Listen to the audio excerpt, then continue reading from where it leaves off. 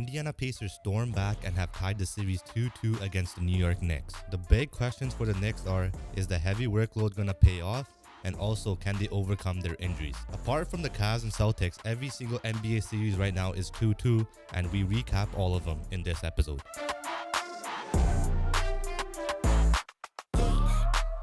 3 out of the 4 NBA playoff series are now at 2-2. 2 of them, one from the West and one from the East, came back from 2-0 and are now 2-2 as well. We'll start off with the Eastern Conference side. This one, the Indiana Pacers were down 2-0 to the New York Knicks and going back home, and they tied it up 2-2. Game 4 was just like, we'll talk about it, but it was definitely like a forgettable game for the Knicks. Game 3, coming into it, there were already injury concerns, right? And Jalen Brunson was playing hobbled. OG Anunoby's out once again. And then the Pacers' dynamic offense took over. Tyrese Halliburton is emerging again in these playoffs, outside of a Game 1 performance that was terrible. And but he's getting there. Here is the thing. We're going to get straight into it. Straight into the Knicks. The conversation isn't about the blowout. The conversation is, are these guys tired?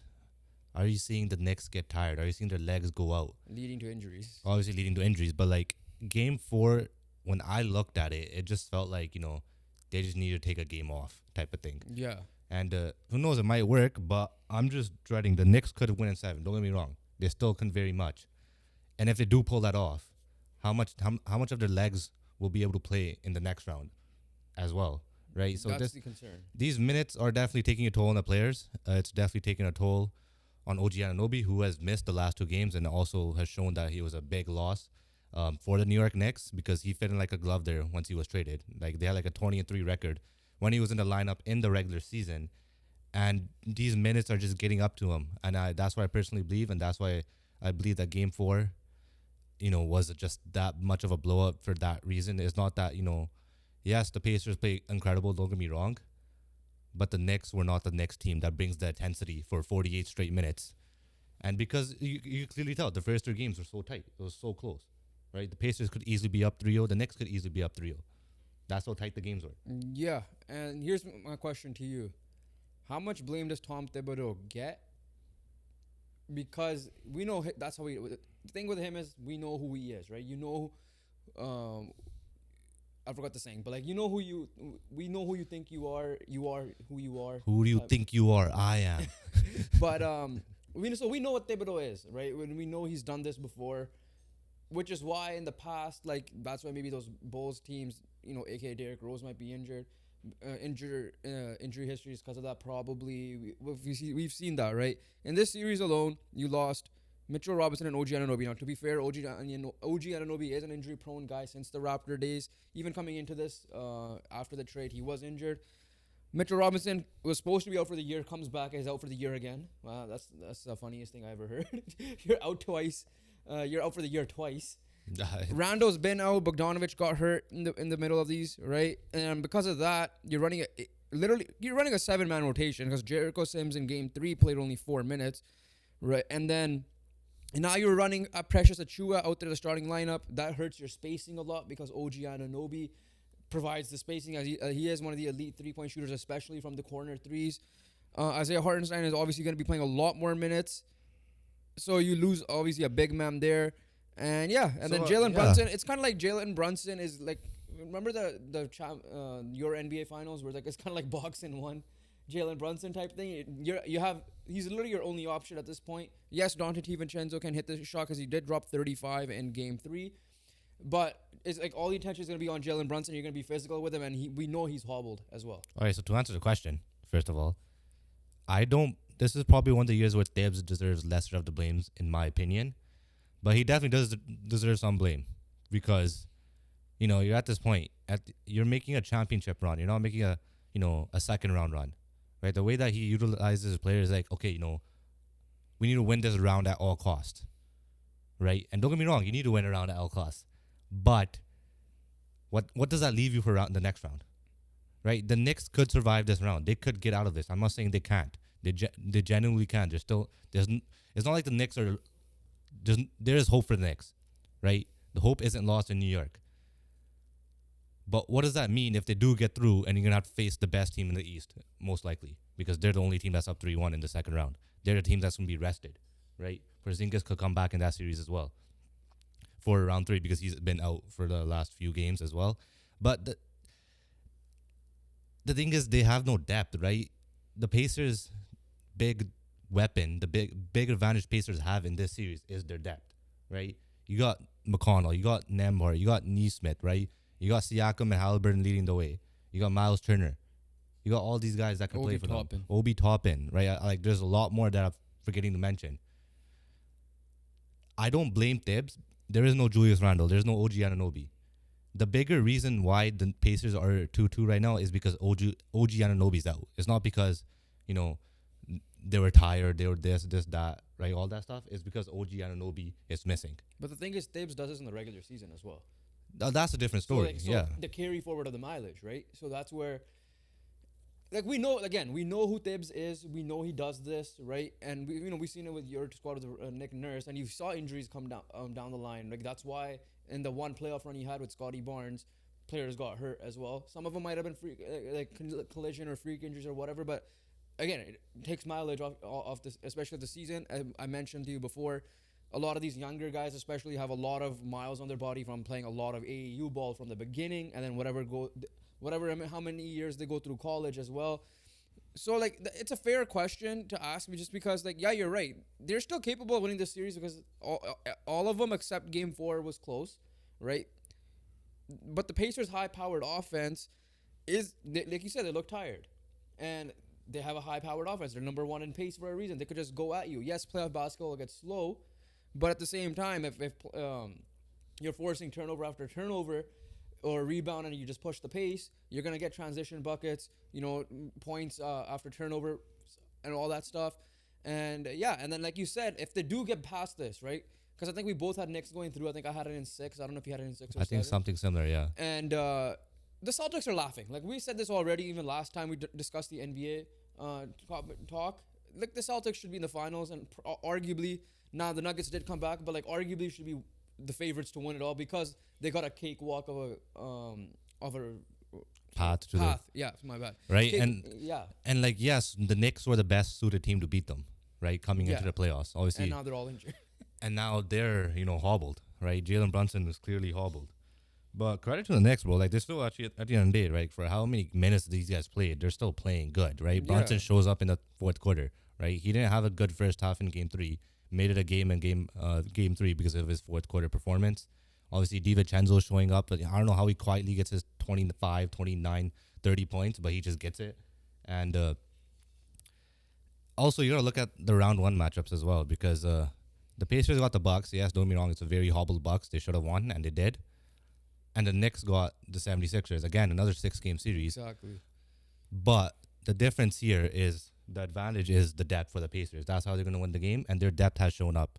Yeah. And let's let's move on to the Pacers in that conversation. Siakam is, very happy right now because of OG Anunoby's injury. Yeah. Right? Obviously, took advantage of it in Game 3. He took advantage of it in Game 3. He took advantage of Game 4, right? He made the right reads. If they double team him, he kicks it out. Pacers are capable 3-point shooting team. They absolutely cooked the Knicks in a 3-point field goal percentage in Game 4. This is where scoreboard watching doesn't help because 14 points. But then if you look at his efficiency, A, he's 7 for 9, and B, you saw the score anyways. As much as you're watching the game, he didn't need to get the buckets because you have Obi Toppin on the court dropping 14 off the bench. You got TJ McConnell, who's the best backup point guard in the league, especially this year, dropping 15 points and 10 assists. Isaiah Jackson giving you minutes, and then Tyrese Halliburton dropped 20, and then crazy depth, man, crazy depth.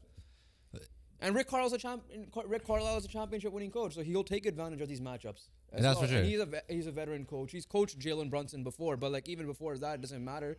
He is a championship-winning coach who's been in the league for a long time now, and he knows how to work his way around things. It's simple, right? What Pacers continue doing is just push the pace, trust your offense, and play the Game 4 defense. Defense in Game 4 was crazy. And like the best way the Pacers could push the pace, play their offense, limit the Knicks to what they do best. Well, limit the Knicks to what to do best. What did the Knicks do best and are in games all the time is second chance points, offensive rebounds. Yeah. You get the board, you run. The Knicks are not going to catch up to you. If you're telling me that you cook them on the defensive glass, especially, right? Don't let him get those offensive rebounds. Somehow Josh Hart gets. I don't know how, but it's very impressive. All credit to him. That guy's all hustle. Push the pace, right? Because at the end of the day, the Knicks. I don't think the Knicks could be able to hold up if the Pacers keep playing at the pace that they did in Game 4 and in Game 3, even in the first 3 games of the series. Yeah. They were in leads, right? And it's clearly showing that these legs are getting tired for the New York Knicks, and that's my game plan for the Pacers. Finish a possession, get the rebound, and push, and Yeah. keep pushing, and don't let up. No mercy here, right? Because, like I said before, Brunson's might be another knock away, right? He's been questionable in this series. I don't know how Josh Hart is still moving, Yeah. and then obviously OG Anunoby, the biggest factor right now of this series, him being out has allowed Siakam to emerge a little bit, and the whole entire Pacers offense as well. Let me just see what his status is before I ask you the next question here. Even like OG's out already, and then Mitchell Robinson is out for season, as confirmed. So is Bogdanovich. So yeah, they're honestly, it's gonna be the 7-man lineup. So with that being said, do you change your prediction now? Because like you said, the pace is gonna be too much for them. The physicality will be a little bit too much for them. Hobbled Brunson. You know what? Dante DiVincenzo's not gonna be consistently. Like he had a bad last game, he might bounce back. They're home, so to be fair with that as well. You know what's good for the Knicks? They got blown out. Yeah. That's really good for So the they Knicks. got to rest the players. Exactly. They got blown out, right? If it was a game 4 close loss, I might consider Pacers taking game 5. Yeah, But like I'm still sticking with my original prediction. I don't know if it was said Knicks or 6 or Knicks in 7. I do not believe the hope is lost in New York. And I do believe that, this game 4 probably helped them regroup, right? They could have used the game off. I'll just say that. I'll say that's the best way to put it for the Knicks. They got a game off, right? They didn't get dominated. What they did get dominated. yeah, I was like, wait, But like wait. the way the Knicks should look at it is like we didn't get dominated, we just took the game off, type of thing. Yeah, like Right now we're re-energized, rejuvenated, and hopefully they could bounce back in game 5. And let's see, because at the end of the day, like shot making is hard when you're tired. Josh Hart played only 23 minutes, which was That's a less massive than help. half of what he plays usually. Massive help. Brunson played 30. DiVincenzo played 32. So That's yeah, all like I'll 15 change, minutes. I don't know if I don't know if I said 5 or 6. I think I said 6. I'll extend it to 7. Yeah, Because, I'll say 7 too. I'll say 7. I don't want to change the team, but I won't be surprised if the Pacers end up winning the next 2 games themselves. Either it all depends on what Jalen Brunson looks like as well. And it all depends on if Halliburton stays, aggressive. He's also a game time decision because his back is injured. Yeah, as but well. if Halliburton stays aggressive on the offensive side, that's when the Pacers are at their best, right? Yeah, 100%. When he looks for a shot instead of try to give it up, that's when they're at the best. Because if Halliburton's driving in, kicking out, that's how he gets everyone going too. He just got to be the aggressor. All right, let's move on to the other series, the one that we didn't pay much attention to. It's the Cavaliers and the Celtics, and you called out Jason Tatum, especially Jason Tatum out of the main guys. He stepped up these last 2 games. 11 for 25, sure, whatever, 44%. His 3-point percentage wasn't the greatest this game. Drew Holiday, who's been having a stinker of a playoff, stepped up in game 4 as well. The problem and then in game 3, they just went on a huge run in the, I believe in the start of the 3rd quarter as well.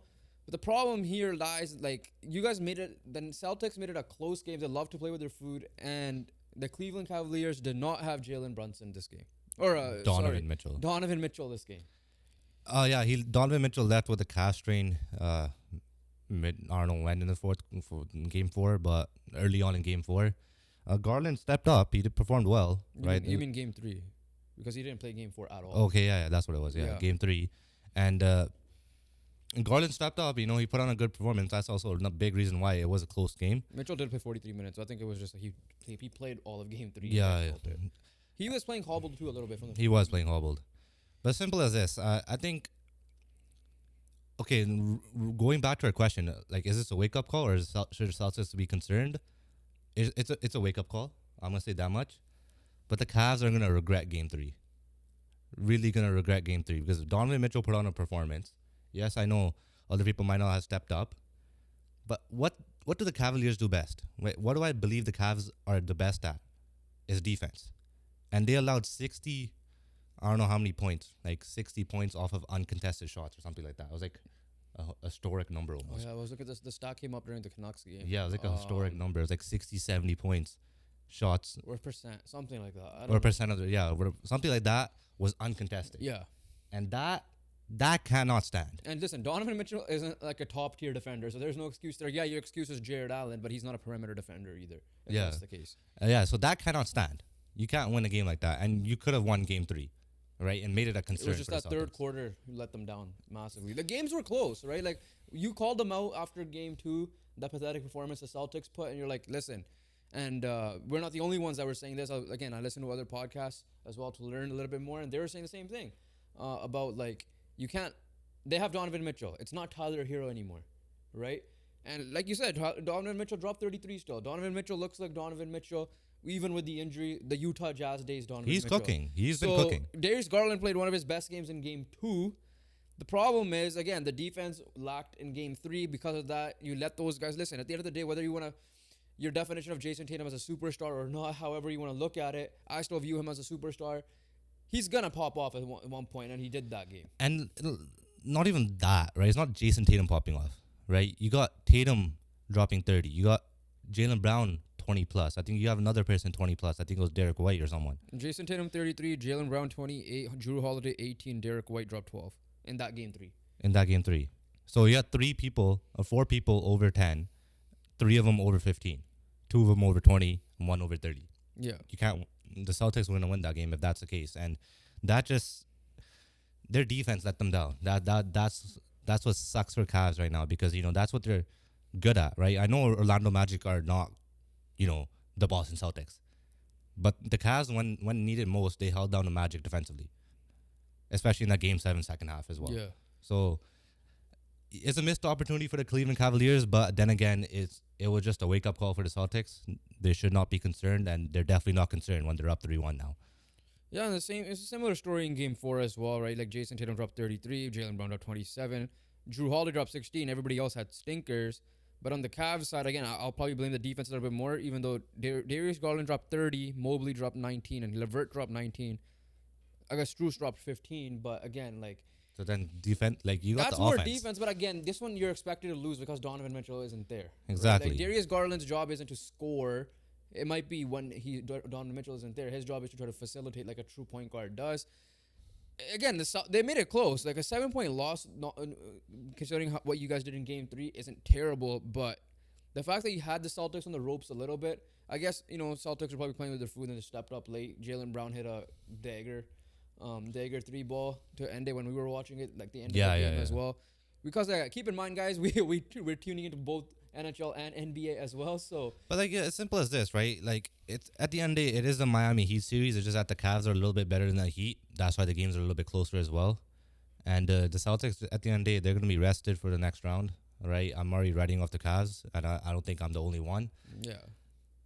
But yeah, it's a little bit of a concern. This is why, like the big reason why they can't get the job done in these past few years, because they take moments off. If the Pacers move on, not somehow, because we believe they're capable of moving on, right? If the Pacers move on, this is the Celtics are gonna get good luck, right? Because the Pacers gave Bucks trouble, they will give this team trouble. Yes, you're gonna have the defenders on Siakam and Halliburton. I get that, but they, like you said, they have the depth. If Miles Turner is playing like how Miles Turner is playing this well, to the point where people are like, you know what, do not trade Miles Turner now. He's actually a beneficial piece for us. Good luck. This is not going to happen. I think the Celtics will, if that is the matchup, I believe the Celtics will rise to the occasion at that point, because again, they'll probably get a wake-up call type of game. I feel like they'll destroy game 1 like they did these 2 games, and then lose game 2, same thing. But yeah, even if it's the Knicks, the Knicks will be a little bit tougher just because it's going to be Jalen Brunson versus everybody when it comes to the offense. So that's why I said the Pacers more so. Yeah, it's going to be tough, but at least with the Knicks, they'll give you harder defensive possessions and all that with effort alone, right? So yeah, like we're saying, it's an easy path to the Celtics to get to the finals, even a championship, depending on how the Western Conference goes. But yeah, like at the end of the day, they just can't be complacent. I don't know if it's just they're bored or what the case may be, but they definitely cannot be complacent and not make that a habit. Obviously, a lot of that is Sometimes the way they play basketball, they are jump shot heavy. That's the Missoula type of way, which could give them trouble if they play, you know, any of the teams in the West realistically.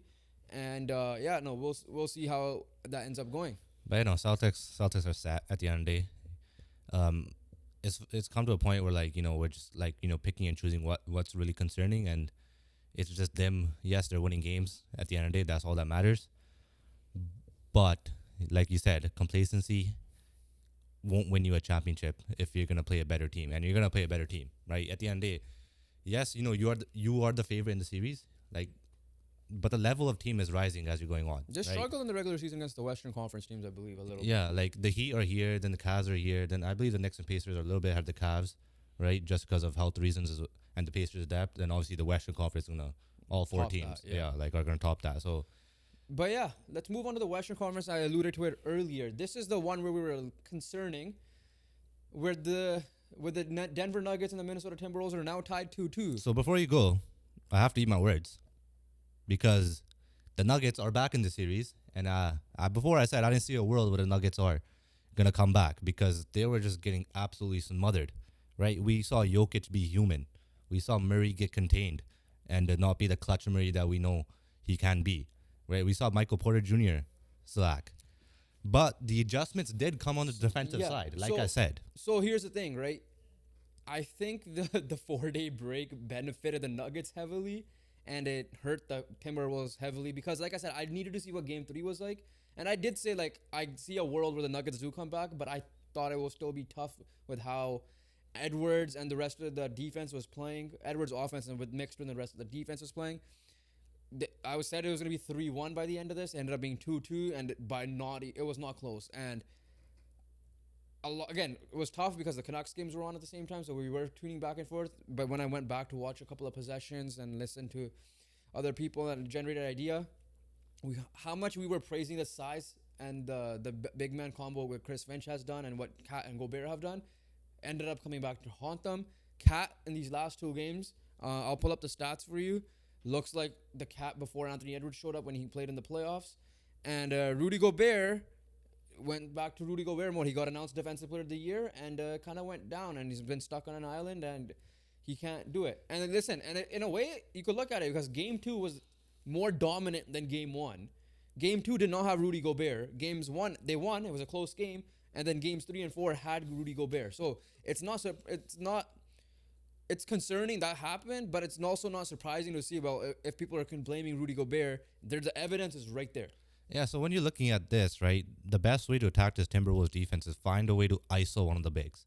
Yeah. Right, get him on the perimeter. Right, that's what the Curry Warriors did also good against the Utah Jazz. Right, back in like 2018, 2017. Right, that's when Gobert got exposed, and that's what the Nuggets need to approach. Right, like you could get Murray on Gobert. MPJ on Cat type of thing. You match up on the perimeter. That's how the Nuggets could get their offense, rolling. But defensively, they did make adjustments, and it's shown because Anthony Edwards did not have a great Game 3. I think he ended up with 19 points. Yeah, so An amazing Game 4, by the way, but nobody else around him went off either. I have the stats right here. Anthony Edwards put the blame on himself. In no world, Anthony Edwards should be shooting 15 shots only. Now, that could be because great defense, right? Like you said. Like a Ludort style defense. Yeah. Carl Towns should not be having 7 shots, right? Like he had 14, right? But 7 shots for your second best option and a guy who's a really good offensive player, right? And then if you look afterwards, okay, who else took up the shots? It was just evened out. Naz Reid was 2 for 7, right? Your 6th man of the year went 2 for 7.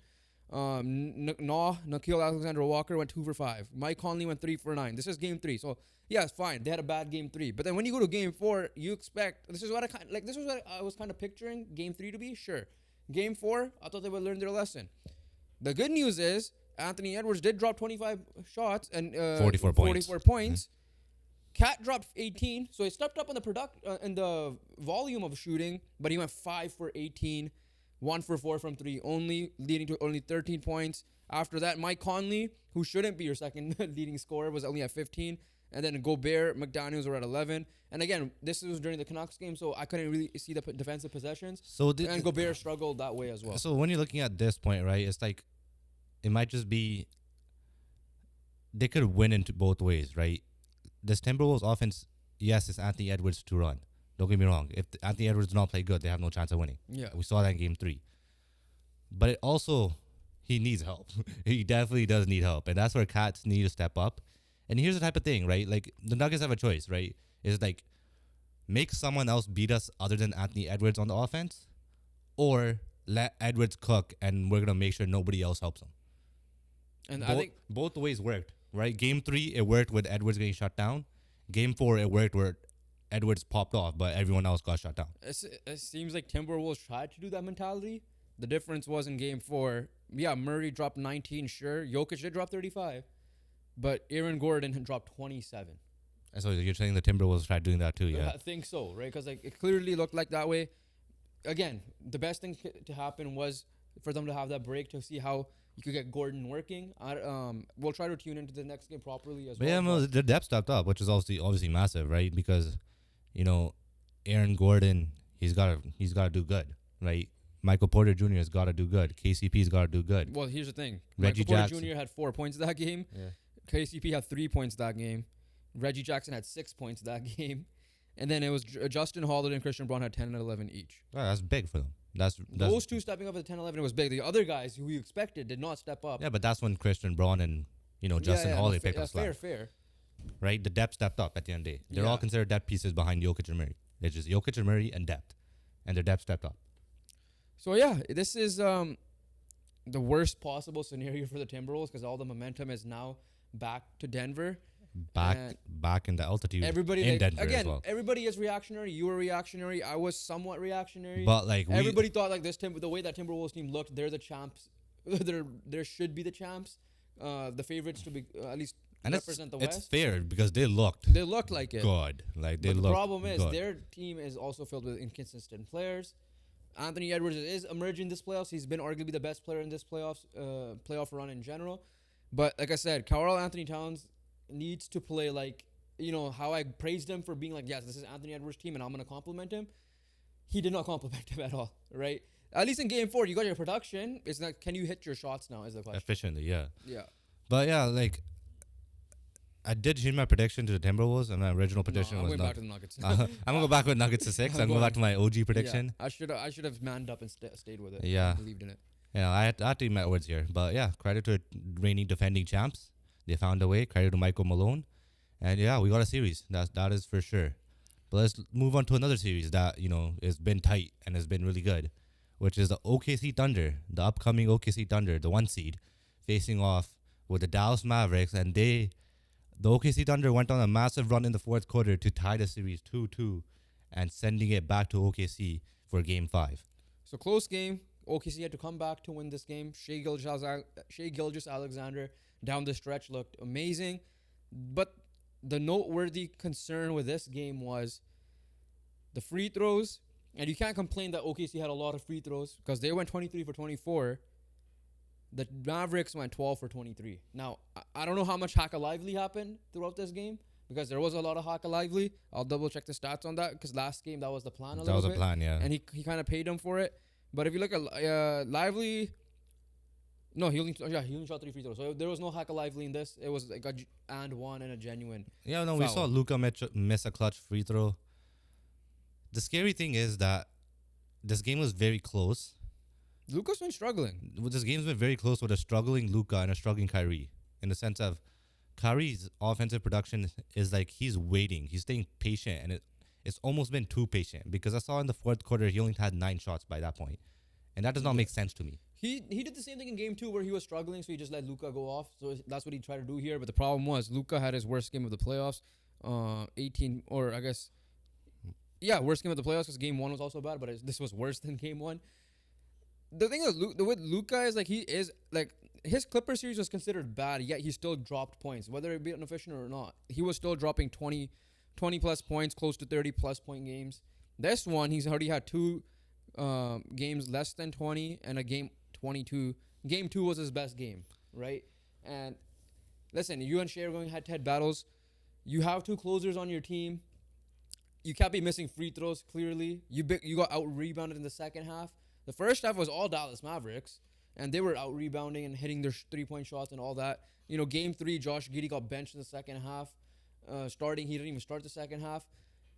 Yeah, at the end of the day, when you're going back to the Thunder, their defense is one of their biggest identities, and they're showing it again. Like you're on the court with Shai Gilgeous-Alexander, Chet Holmgren, J-Dub, Kaysen Wallace, who was a stud today and hit 2 big threes, and Lou Dort. Yeah, Lou Dort drops, I think, 17 as well. Very inefficient, but he still dropped 17. What is a defensive, absolute monstrous performance on the defensive side of the ball? And J-Dub struggled this game too. Yeah, like I said, Thunder, they're gonna, if they make this run, it's gonna be because of the defense, not because of Shai's cooking, right? And Shai is kind of cooking. Shai is kind of cooking. But we also gotta mention this, right? And this is where we gotta give credit to Luka. That boy hasn't been hobbled. Yeah. Whether it be sick, whether it be his right knee injury, whether it be an ankle injury, now it would be a back injury because he landed pretty bad on game 3 on his back as well. And he is still, has put up, at the end of the day, impressive numbers in the sense of, points and assists. And honestly, his defensive side has been absolutely incredible. Seeing the hustle, seeing him make like 2 big steals in game 3 in the fourth quarter. Kyrie as well. And Kyrie as well, too. Because Kyrie is like Devin Booker, where when it matters most, he'll step up his defense. Yeah. And he did that. Like game 2, a big factor is like we mentioned in the previous NBA episode, Kyrie just relied on playmaking, shot when he needed to shoot, had some clutch points, but played hard defense on Shai. Yeah, Shai's still going to have his 30 plus because he literally dropped 29, 33, 31, 34. Shai's going to need to do that to win as well. And he's that good. There's a reason why he was an MVP, second runner-up in MVP. But both Luka and Kyrie cannot be having bad games. One of them is able to, like they did in game 2. So here's the thing. Here's my main criticism of Kyrie Irving. The fit's been perfect, right? It's been incredible. Like a lot of people saying that his ego's gonna get in the way, and honestly, it's fair. How his career has went ever since he left Cleveland. He rejuvenated. But this year has been incredible for Kyrie in the sense of he's been a great teammate. He's been showing up when he needs to show up. He hasn't been selfish. But my main criticism of Kyrie is maybe he's being too passive. Too passive, yeah. He's not being selfish enough, type of thing. And he said himself, he's like the coach. One of his coaches were saying after, I think in the game 3 interview, that like you're being a little bit too patient, right? You need to get going a little bit earlier, right? And letting the game flow. And there's gonna have to come a time where Kyrie's gonna have to take over from minute 1. Right, and then don't get me wrong, it has worked a few times where he has let Luka cook, and Luka did cook. Don't get me wrong, when Luka is that guy, you can allow him to cook. Yeah. But Luka's hobbled, right? And there's gonna have to be and I know he did Kyrie did a bunch of the work in especially the first 4 games of the Clippers series in terms of production. But right now he's gonna need to drop more because Luka's hobbled. That's as simple as that. And to be fair, he's also being guarded by J-Dub, Kaysen Wallace, Lou. Defensive matchups are tough. It's very tough. Than the Clippers matchups for him, but we'll see. Well, I know they had Paul George, but then Kawhi Leonard was injured for a bit himself, and I'm not trusting James Harden. These guys in OKC are better than James Harden, Russell Westbrook, Norman Powell, Terrence Mann, whoever, right? Yeah, no, this is it's leading up to a 7-gamer. That's the case. Like I said, their game plan isn't like elite ball movement, like set screen, set plays. It is 2 guys in the backcourt, ISO it.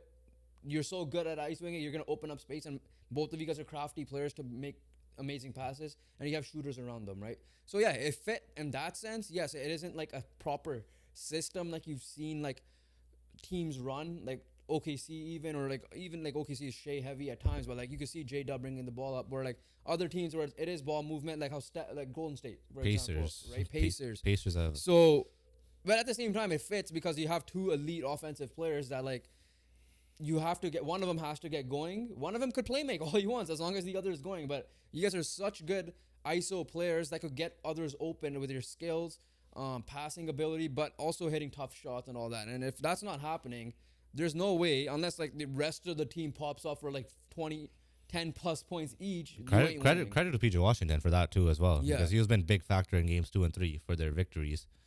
But yeah, defensively, he dropped 21. I'm impressed with the Mavericks defensively. Their biggest weakness, and they're still holding up. Yeah, they're making it tough. They're making it very tough, right? Derek Lively's been amazing for them. Yeah. At the end of the And stay. but just offensively, just a little bit more from the stars. Obviously, yes, I know Lucas Hobble. I'm giving him credit for like playing through it. But listen, this By the Mavs end team day, is still dangerous. If you want to make it far, you gotta go through it. that's the thing, right? Like the Mavericks were so close to winning this game, and they weren't. Their two best players weren't at their best. So imagine when they are at their best. That's the thing. Like this So Mavs team, that's what's scary. you need to capitalize on this because I don't know what their free agencies look like outside of Kyrie and Luka because I know they're still there, but everybody else fit perfectly. I know Derek Lively will still be there. I get that, but yeah, this is been a fun series for sure. So before we move on, let's rank the series so far. How you think it's gone in terms of like watchability? Like, what do you think before, and how much does it change now? Because we'll do the same thing with I the mean, NHL one. personally, I'm gonna go Celtics and Cavs for. Yeah, that's And a lot of it's not like I didn't really give it a chance either, yeah. and that's probably a big reason That's why. our least priority game. It was like our least priority game. So like obviously some games are close. Don't get me wrong, but it was just like I didn't give it a chance type of thing, and like I focus on other games more often than the Cavs and Celtics, aka the NHL games that are happening at that time, which is the Hurricanes and Rangers. Yeah. So that's my 4. My 3 is Denver, Minnesota. I agree. A lot of blowouts. Yeah. Not apart from game 1, wasn't really many close games, and that's my reasoning for that. And my 2, I'll give it. I know you're probably gonna put this as your 1. Knicks, Pacers. I'll put it at 2 because the last 2 games of The last 3, I might agree with you. I'll be honest with you. Actually, Because I don't know, but the first 3 games are so good. I think the first 3 games were better than all the games that Thunder and the True. Mavericks played. Just because of that, I know the blowout is there. I'm not even assessing the blowout. I'm seeing Yeah. like this. Never mind. I'm going next Pacers 1. Yeah, I think. I'm gonna only go 2 because I just like I don't know. I paid more attention to the OKC Dallas series for sure. I like the star power there more as well. And the last 2 games were really close. Even this game 2 was there. yeah, games Up 2, 3, front. and 4 were close. Right there. It was game 1 where it was the blowout. So But yeah, and my reasoning is just that the next Pacers 1, 2, and 3 games have all been better than any of the other games in this second round of the playoffs for the NBA. And we might get 3 game 7s. That is for sure. And if it's 4 game 7s, the Boston Celtics might need to blow it up. That's all I'm going to say. especially if they lose. Yeah, if they lose, yeah. But yeah, no, 3 game 7s. It's gonna be. These are all fun series. We'll see how it goes. But yeah, that's it for the NBA side of things. Just a reminder to everybody: make sure you guys hit the subscribe button, like this video, and comment your thoughts below as well. We're not finishing up here. We still have some other stuff to talk about. But hit the post noti bell because the next episode is gonna be NHL heavy again. Like we're alternating through the playoffs, and man, there's a lot of storylines with that one, especially with these officiating and suspension stuff coming up. So that's a teaser And for potential you guys. comeback as well. Yeah, and comebacks as well. So, yeah, so we'll hold off on the NHL one for now. But for the NBA, there's another topic we need to talk about before we move on to some Canada soccer news and some NFL news. The NBA draft lottery happened, and it was a lot of drama. Yeah, massive L's for a lot of teams, but one big massive W for the Atlanta Hawks, who had a 3% chance of getting the first overall pick. And for the first time in franchise history, they found a way to get the first overall pick. And this might make Trae Young a lot more expendable. And the whole team. Essentially They the whole could blow team. it up, right? Listen, from what I heard, next year's draft is amazing as well. And, we we're still keep preaching on Trae Young to the Spurs. And then you could throw in a guy like DeAndre Hunter that could help out at least, but we would prefer like someone better. But when you're looking at the Spurs side, they have the have fourth the assets. and they have the 8th overall pick they took due your to pick. the Jakob Pertl trade. Raptors would have kept it if it was top 6 protected, but with a lot of jumps, because I think the Rockets had a massive jump too, not just the Atlanta Hawks. Yeah. Right? And Raptors falling 2 spots. Pistons, back-to-back years, 1 spot to the 5 spot again, which is a massive L for them. And I don't think any team has ever done that twice. I think they might be the only team that has done it once. Even They did get Cade once, it was Jaden Ivey one year. And keep in mind, Jaden Ivey it was kind of like when they selected Jaden Ivey, he kind of rejected the Kings. That's why he fell to them. And he's kind of been not living up to that. It was the same thing with, like, you guys passed up on Suggs for Scotty. It was kind of the same thing. It was meant to be Jaden Ivey 4, and then in your case, that year you guys took Scotty, Jalen Suggs 4. They both fell down 1 spot. and the guys who went ahead of them are actually playing better than those guys right now. Credit to Sogg. Sogg's been amazing defensively, but he hasn't been like, you know how people thought he could have challenged for the first overall pick that year. But yeah, no, like the Spurs and the Hawks, Spurs, massive dubs, Spurs, options, Hawks, especially for the Hawks. Rockets as well. Spurs Rockets and- as well. Rockets are massive but dub. I'll talk about the Rockets in a second. But Spurs, man, oh man, you need to stop rebuilding. You have an alien on your team. Literally, his logo is an alien as well. So go get a guy like Trae Young and add some size and shooting, right? And whether that be from that team, whether it be from other teams, you have the picks, use it, and see how that goes. And then the Hawks, you have options. You could either blow it up, which I think you guys should, because if they pick Alex Sarr, there's no need for Clint Capella.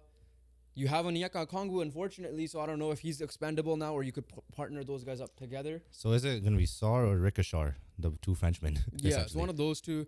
That, The Wizards stay at 2, which is big for them. The Rockets, like you said. the Wizards could use anyone. The Rockets have question marks with Jalen Green because he performed well when Şengün was out, but when Şengün was there, he kind of struggled, and Şengün was the main guy. Who's a good wing in this draft, right? Is Ricochet the wing or is he a guard? I don't know. You're asking the wrong guy right now. Yeah, I because did not pay attention to this. not draft. just draft class. So, but they That- are big names, right? Like Yeah, it's not Dalton the best. Connect. You got the Kentucky boys, Rod Dillingham, and I forget the other guy's name. You got Klingon. Obviously, our boy Edie is gonna be in this draft. Stephon Castle is a guard, so Yeah, I mean at the end of the day, Wizards could use anyone. They genuinely could use anyone. yeah. So So it doesn't even matter. They just take the best player available. yeah, so it's gonna be fun to see, interesting to see, because like again, Pistons. At the end of the day, they still have Cade Cunningham. And they have which one do they have? Is it Amen Tom? I think they have Amen Thompson, and no, I think it was Asar Thompson. The Pistons have a Sarr. Yeah, Pistons Rockets have are Rockets probably. have Amen. So if Jalen Green's the issue, they're probably definitely looking for a wing. Yeah, if they even move him, we'll see how it goes. But there's a lot of it's gonna be a fun draft to see in terms of offseason moves because there's a lot of potential. Or is it gonna live up to it? That's gonna be the biggest question when it comes to. Yeah, but this lottery was yeah. It was a fun lottery, better than the NHL one. That's for sure. Yeah, that definitely better than the NHL one. Thunder still have the 12th pick via the Rockets as well. Yeah, The team that could win a championship still has a lottery pick. that's crazy. But yeah, that's it from the NBA draft lottery side of things. So combine's beginning. Check if for your draft experts, we'll be looking at your articles and seeing who's the mock Who's drafts gonna to see. emerge, right? Who's gonna emerge as the number one pick? Or is it Baby Wembanyama? Is it Ricochet? I think he's Is it Klingon? No, I'm just kidding. I don't think it's Klingon. what's his Sar is like I think a Triple J, Jaren Jackson Jr. That's the comp I saw. That's a comp. I'm just So doing he's not Baby Wembanyama. I'm just That's doing the a case. French thing, you know. Yeah. A 7'4" Frenchman is a Baby Wembanyama. All right, let's move on. Quick NFL news. Paydays for two big names that were available. Number one, let's start off with the quarterback. Detroit Lions have Paid paid him. a lot of people this offseason. Their own guys especially. Penny Sewell, 100% deserved it. Amon-Ra St. Brown, 100% deserved it. And what do you call a career comeback for a previous number one overall pick who fell off, who was traded with a first round pick just to get gone, has gotten a massive extension and has proven that he has absolutely deserved it as well. And that is Jared Goff, the quarterback of the Detroit Lions, who has taken over Matthew Stafford and made the Lions fan not miss Matthew Stafford. Yeah. 29-year-old got a new $53 million annual salary contract, which is $212 million extension for 4 years. Sorry, $170 million guaranteed. He is second among quarterbacks, only behind Joe Burrow. That's the part that surprised me. That's a lot. In that Because sense, that's yeah. where I'm like, ooh, big payday. Is he gonna live up to it in the next? Maybe not next year, but like he'll live up to it next year. But the latter ends of the contract because age, B, Goff is very inconsistent in his career so far. His Yeah. Lions career hasn't been terrible, but we've seen the inconsistencies last year with It was like Goff this. threw a bunch of interceptions during the regular season. His as well. Lions and Rams career has been reversed. Like he started off good on the Rams, and then fell Well, he had a off. horrible rookie year, then they fired the coach. and got Sean Obviously, yeah. Like, Yeah. well, not even counting rookie year. It's rookie Yeah. year. Like we saw what Bryce Young did with Yeah. what he had. Jared Goff, started off hot with the Rams, barring his rookie year, and slowed down decreasingly. Gets traded, goes to Lions, and just going back up again. Yeah, but like Right? this It's- past year, it's still like, do I think he should be the second paid quarterback? Oh yeah, No. definitely not. Yeah, But definitely it's not. just the market, right? And like I said, I was surprised that he was behind Joe Burrow. I thought he would have been like, 53 million, maybe like 45. I thought was fair. Like I thought he definitely deserved more than Daniel Jones. Don't get me wrong. Oh yeah, for sure. But funny story with Daniel Jones, by the way, this just came to the top of my head. So Malik Neighbors had a bet with his quarterback from college, Jaden Daniels, of who's gonna win Defensive Rookie of the Year. After day one of training camp, or not training camp, just camp or whatever, he called back the bet, and everybody is just like, oh, just after one day throwing the You ball. mean the offensive rookie of the year? Yeah, Yeah. Rookie of the Year. Oh yeah, Offensive Rookie. Yeah, of I was the like tripping. I was like, year. Yeah, after one day yeah. of Giants practice or whatever, he called back the bet. So everybody's just like, damn, he already hates playing with Daniel Jones. That's So- crazy. So that's pretty funny to see. But yeah, congrats on Jared Goff. You got a payday. Nothing against that. Go get your bag. You deserved Oh yeah, you deserve a deserved payday. contract. Like I You- said, everybody deserves a contract because they negotiate it. But no, like when you're looking at on-field pay, right? It definitely deserved a pay raise. This was definitely a lot big of a pay raise. But And Detroit that's Lions- credit to the off-field stuff. But like Yeah. when you're looking at it, like Goff does deserve it, right? Yeah. At the end of the day, like He deserves it's, a big it's pay not a raise. Daniel Jones. Yeah. It's not a Geno Smith, For right? sure. Where it's like no, Goff built up to this point, right? Incredible last year, right? We honestly after the first 4 weeks of the previous season, the one before the championship game run, NFC championship game run, like Goff could have been up there in MVP conversations. Like his numbers look great. Obviously, the only issue was the Lions weren't winning games, Yeah. right? And then obviously Mahomes happened too. Yeah. But yeah, this year NFC championship game, Dan Gamble kind of cost you Dan that. Campbell. He said Gamble. Why do you think I said Gamble? Oh, okay, never mind. So yeah, Dan Gamble kind of cost you that, and overall, well deserved for Goff in my opinion. Taken out of the Indianapolis book. Just pay your own guys a lot of money. Pay your let's own see if it guys, yeah. pays off. But They're good guys. the They're other very guy good that got guys. paid, who was what'd you call it? I think he was franchise tagged, if I wasn't mistaken. Antoine Winfield, safety. He becomes the highest paid DB in general, 4-year extension worth $84.1 million. The 25-year-old, younger than I thought he was, received $45 million in guarantees. You know he was in the Pittman draft class. Yeah, I didn't know that. Yeah, A record for he just sounded older to me. I don't know why. A record for a safety. he's a junior. Yeah. So corner previous was earned by Jair Alexander at $21 million a year. So yeah. So his New highest paid safety, new highest paid DB. DB. Well deserved. Antoine Winfield. I think he got snubbed from the Pro Bowl, or was it the All Pro? no, he got all pro. He got number from the pro. Oh, so he got snubbed for the Pro Bowl. I don't know how. And he has proven that he is a top safety in this league, right? Him and Kyle Hamilton has emerged to take those top 2 spots. Incredible, right? This well deserved. It just there's no other way to put it, right? Like when I saw him franchise tag, I'm like, yeah, damn. There's no way they're gonna let him go, right? They can't. Yeah. They can't risk a player like that This team being upset. They this- just can't. This team also paid Mike Evans and Baker Mayfield. Baker Mayfield is obviously more of a question mark than Jared Goff is, that's for sure. But yeah, no, we'll see how this goes because that division is very weak, so it's up for the grabs for Yeah, especially what 3 out Atlanta. of 4 teams, especially. Especially what Atlanta did. Yeah. Especially what Atlanta cooked in the offseason, then uncooked. Then Yeah, they overcooked it a little bit yeah. and burnt their moves, especially potentially Kirk Cousins as well. But yeah, that division up to grab. Tampa Bay is running it back, and right now, in my opinion, they are the favorite in that division. Okay, last thing to close it out. Canada Soccer have officially announced their next coach. He will be starting from the friendlies in June leading up to Copa America all the way till after the World Cup in 2026. Great pickup, in my opinion. We'll talk about it right now. His name's Jesse Marsh. People may have heard of him. He's a U.S. guy, U.S. national team player, coaching in Canada, has experience. He coached Montreal. He coached the New York Red Bulls, did well there. Went over to Red Bull Salzburg and Red Bull. So he pretty much joined the Red Bull team. And Red Bull Leipzig. Red Before Bulls. going to Leeds and was sacked of a job, did not get the U.S. job, and now he's beefing with the U.S. soccer and not just join the rivals up north in Canada.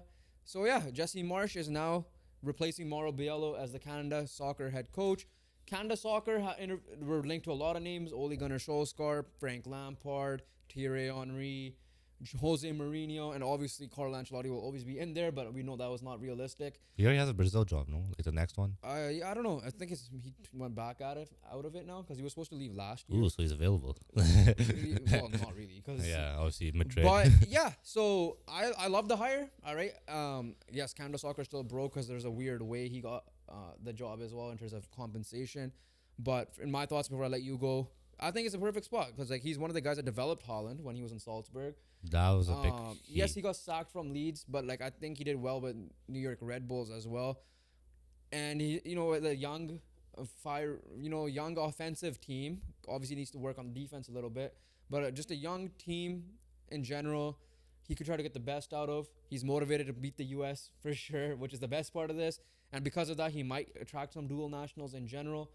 But yeah, I think it's just a great fit, great coach, big name, so he'll be respected. He's done the European side of things, so it's not a CPL coach, even though nothing against that.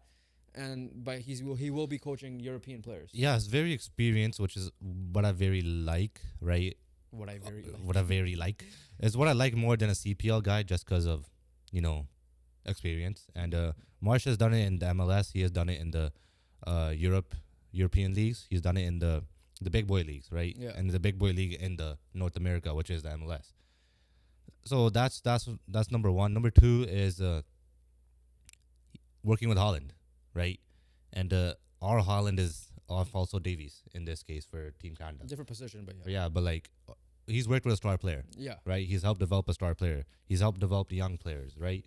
The Leeds team, yes, it may not have worked out, but it was a young squad, right? That's number two. Number three, yeah, like you said, somewhat of a big name, right? Somewhat of some guy people should respect because of what he has done, because of his journey in his coaching career, and a guy who could potentially is he a Lampard type of name? No. Is he an Henry type name? No. But I think still a guy who could do enough to attract some, like you said, dual nationals and get some players to play for his squad type of thing. And number four, beat the US. Yeah, yeah. It's funny because the meme that dropped was like that Conte to Kel handshake right before the Bulls got sacked that same year, which is funny to think about because that was last year. Yeah, because like him, there's a lot of drama between him. I'm not gonna get into the story, but like a lot of drama between him and the U.S. soccer side of things with Greg Berhalter, right? Because he is American. Obviously, he wanted the job, but he'll take the Canadian job. He said he was interested in it anyways. He's coached up in Canada, in Montreal specifically, so he knows what the atmosphere is like here. And yeah, it's a Canada soccer is a good job to have in terms of what they have on the field. It's a bad job to have because you don't know what the hell is happening behind the scenes. But the good news is he's coming in. He's again good squad and he has good competition to start off with. And right off the bat, he did get Copa America, so we'll give Mauro Biello slight credit for that, even though he almost blew it. Bro, like. And the players in that sense, but yeah, it'll be fun. He's literally got a lot to do to start off with. France, Netherlands, USA, I think Mexico down the line, and then the Copa America starting off with Argentina. I think it's Chile and Paraguay. I'm not 100% sure who the third Tough team group. is. Tough group. It's gonna be fun to see for sure. So yeah, that's all I got, right? Jesse Marsh. Surprised for sure. I would say that. Yeah. But you never thought an American would be coaching a Canadian team. That's the main reason why. But yeah, no, that's it pretty much from us. Like I said earlier, make sure you guys like this video, comment, and subscribe. Make sure you guys hit that post notification bell button so you guys know when the next episode drops. It should be 2 days from now. Make sure you guys follow our socials, link down below. And audio listeners, make sure you guys rate, review, and download. Continue doing that as well. We appreciate every one of you guys. Road to 1,000 is still continuing, so we can appreciate the support. And like we said before, keep enjoying these playoff games. They have been entertaining. And we'll catch you guys on the next one. Peace.